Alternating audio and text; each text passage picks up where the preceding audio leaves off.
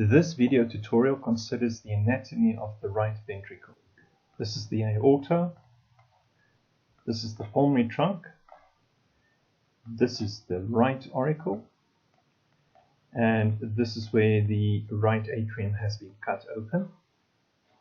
We can see the anterior cusp of the tricuspid valve. The valve is secured by means of tendinous cords, the chorda tendineae, to the papillary muscle.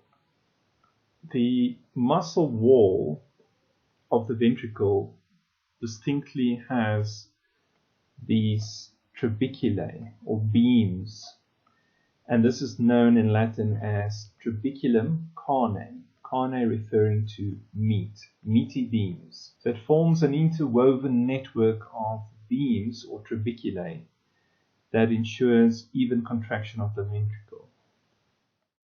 This video was partially sponsored by Dirisana Plus, an EU-funded project.